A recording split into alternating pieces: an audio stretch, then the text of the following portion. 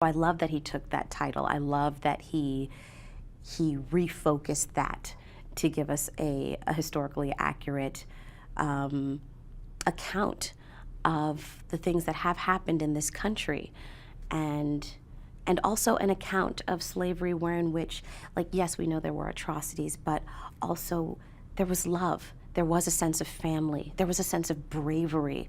And that alone was an act of defiance, to believe that you could have a family, to believe that you deserved to be married to someone and that they belonged only to you. And it's that thought alone that you don't typically get to see when watching movies about this topic, which I really loved, and that's what I really gravitated to when I read this script, knowing that we were going to see more of the humanity of these people.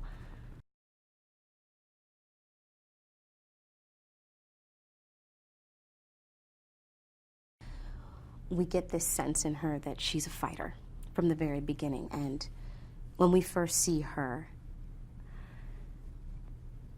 I mean, her hair is matted, her clothes are torn, her wrists are bloodied from where she's been bound and dragged, and we don't know what harm she has come to just in getting to the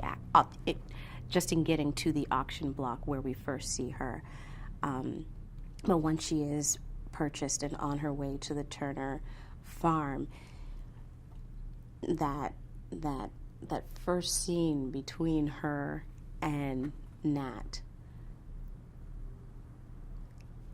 it's like when we talked about it, we wanted we wanted our audiences to understand instantly, like, even though she had been so degraded from wherever she had come from, she was going to use her last breath, if she had to fight for herself.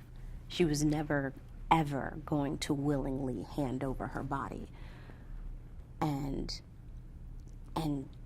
just knowing that that was in her, that's the kind of person that she is, I really wanted to be able to give honor to her.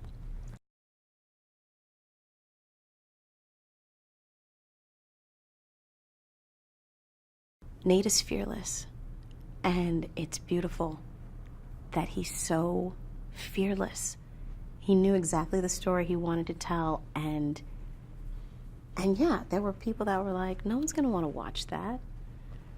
And it is hard to watch, because what he's done so brilliantly is he didn't make the white characters in this film one-dimensional. Like, they're doing what they do out of a necessity as well, you know, and some of them think that they're doing something good, which is also very amazing in of itself. And so when the fight begins, it's very conflicting, you know, because yes, you're fighting for what you believe in, but the act of taking someone else's life, I mean, that's never an easy decision to make.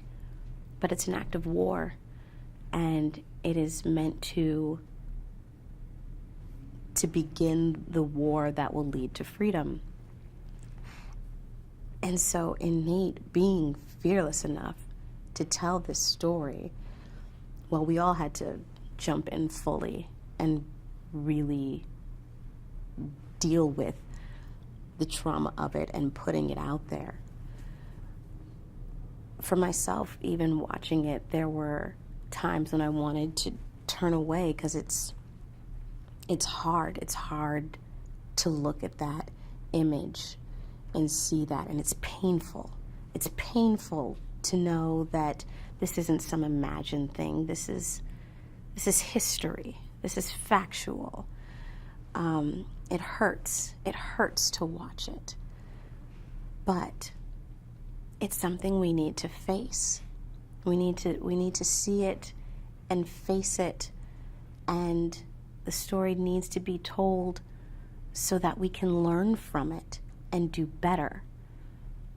And Nate is an educator, and And he wants people to learn, and he wants people to do better.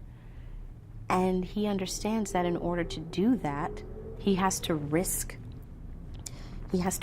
everything and put it out there so that he can affect some real change, so that we all can, which is, I mean, how brave is that?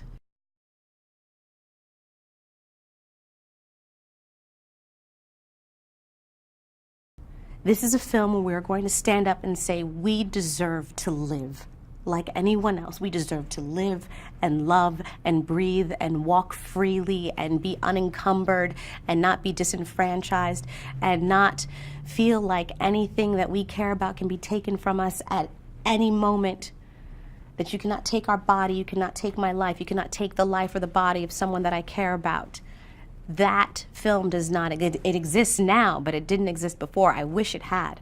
I wish when I was a child growing up and Black History Month would come along, I wish this film had existed so that I could feel empowered. And that is what this movie does. It makes you feel empowered.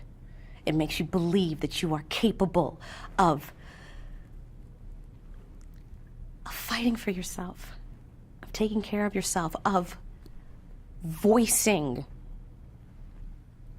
the problem in front of you, of giving voice to the voiceless.